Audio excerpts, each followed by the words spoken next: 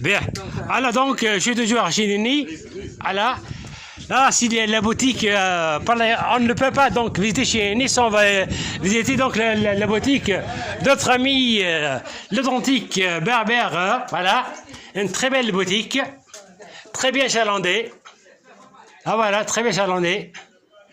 Là où sont exposés bien sûr différents produits artisanaux, produits localement, notamment les bijoux, là, ce sont des bijoux berbères en argent.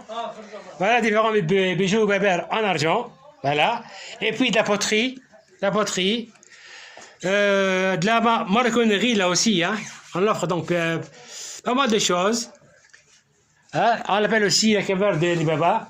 Donc on ne peut pas visiter chez Chinini sans y passer, évidemment. Tu suis, c'est bon? Non, je suis plus.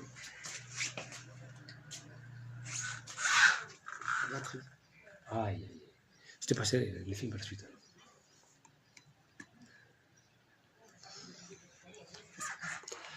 Bien, alors je continue la tournée. Voilà, la boutique.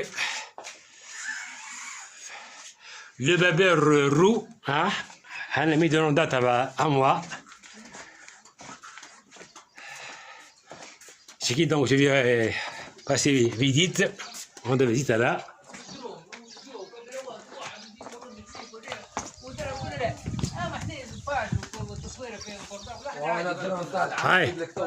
On continue. Bon, j'ai contenu bien sûr alors le village pour avoir une meilleure vue. Voilà justement la mosquée dont j'ai parlé, au milieu donc des deux pitons. Une mosquée donc bien charrée, bien immaculée, qui se distingue justement de par sa blancheur éclatante de cet ensemble ocre du village. Je retrouve justement les trois niveaux d'excavation dont j'ai parlé. Voilà, c'est justement dans la strate horizontale que sont creusées ces habitations semi-troglodytiques entre deux couches dures. Il y a une couche d'entre qui permet justement de creuser des pièces en enfilade. Et puis l'ensemble est les seins demeurés justement en pierre parce que l'ensemble est, enfin la courette, elle est compartimentée en différents donc endroits. Il y a une remise, il y a les toilettes, il y a aussi la petite bergerie. Et il y a aussi le coin cuisine. Et puis, les habitants, eux, habitaient dans ces pièces creusées en enfilade, évidemment. Voilà.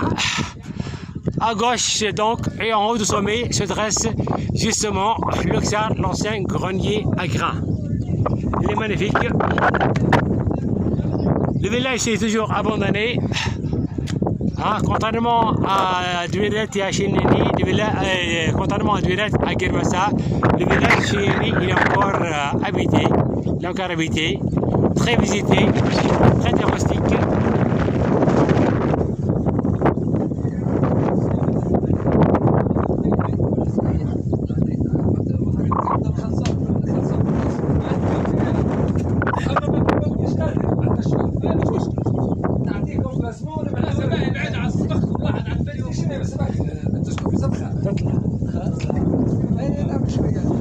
Voilà, on va prendre un peu de la hauteur là.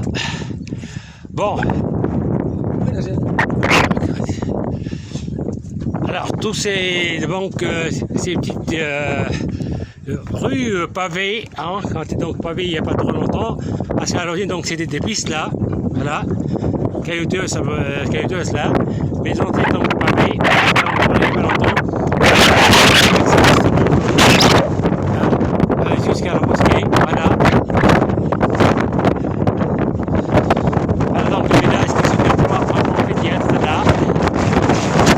Bien.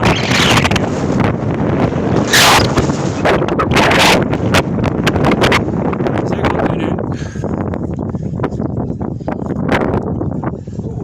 J'ai une très belle vue là, panoramique sur la région.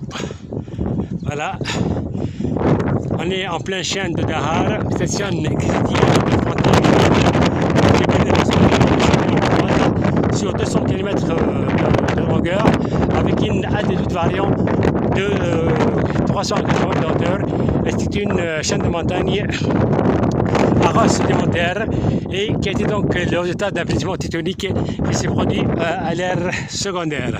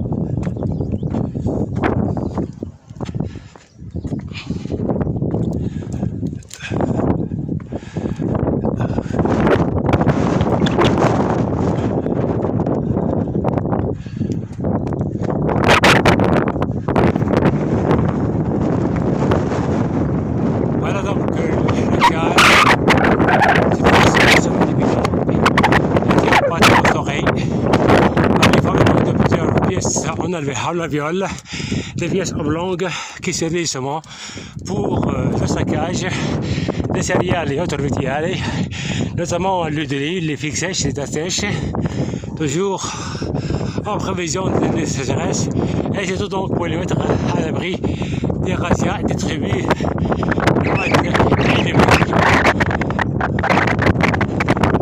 un paysage à couper le souffle là.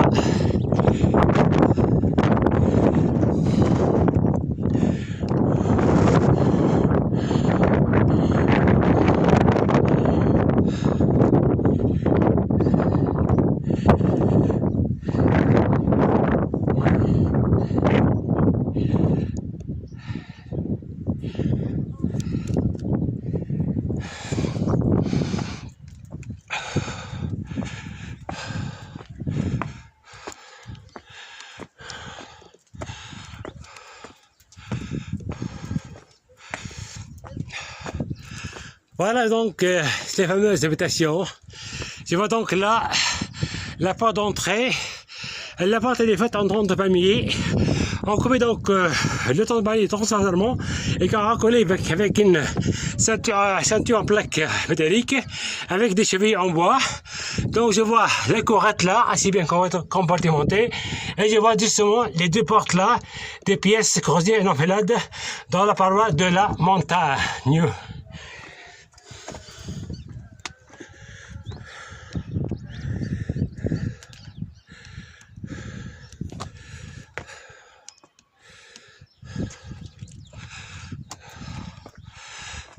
Voilà, ces murets de gisement qui servaient d'un monsieur de chloré là. Voilà, je vais donc passer à l'intérieur, regardez bien. Voilà, j'entre. Alors, la courette en question, et puis justement les pièces à creuser dans l'arrache. Et nous avons donc à chaque fois 2 à 3 postes en enfilade. Et tout à fait au sommet, bien sûr, c'est le grenier, le Xar.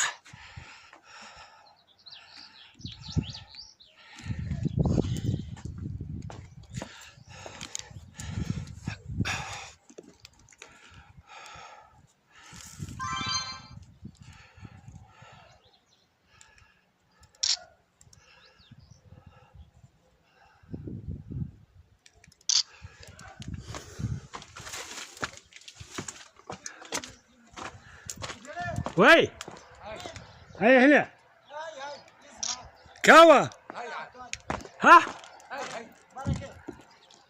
يا تحبوا ايش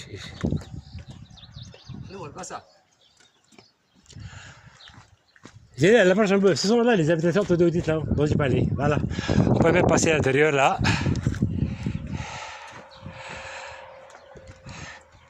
Et chauffe le biotat, viens. Donc la petite courette ceinte d'un petit muret en pierre Voilà, la courette elle-même, donc, compartimentée en plusieurs donc, espaces, remises, réserves, cuisine, bergerie, et puis donc, les chambres, justement, voilà, creusées dans la paroi de la montagne. Voilà, les portes en bois.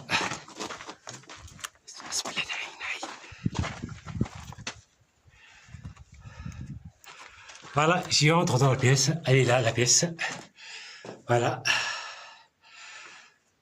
Alors, c'est une vraiment climatisation naturelle, parce que là, été comme hiver, la température ambiante ne dépasse pas les 18 à 20 degrés. 18 degrés quand il fait dehors 40 degrés, c'est vraiment climatisé. Et l'hiver, quand il fait 10 degrés dehors, bien ouais, 6 degrés, c'est chauffé à l'intérieur là. Voilà, on voit donc une jarre là qui servait pour le stockage de l'huile d'olive. Voilà donc une deuxième pièce, une première pièce et une deuxième pièce. Voilà. On voit donc nettement la roche là. L'intérieur donc, elle est bien blanchie avec de la chaux. La chaux aussi c'est pour consolider les murs, c'est pour aussi assurer justement la fraîcheur. La porte elle est en tronc de palmier. Là voilà. Gilles. Et une deuxième pièce, là voilà. Et une deuxième pièce, voilà, une première qui donne sur une deuxième et même une troisième pièce. Ce sont les chambres en enfilade dont j'ai parlé. Voilà, c'est creusé dans la paroi, elle s'est blanchie avec de la chaux. Voilà, il n'y a pas de risque d'éboulement, évidemment. Voilà.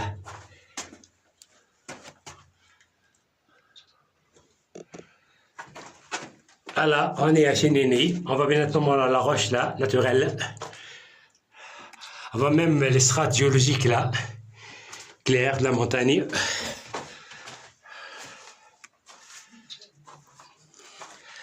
Elle est belle la porte là.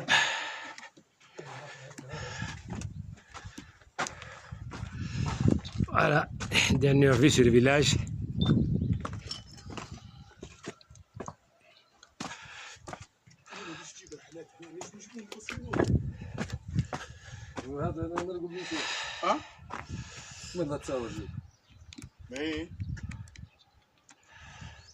Allez, on retrouve pour le village de Chénini.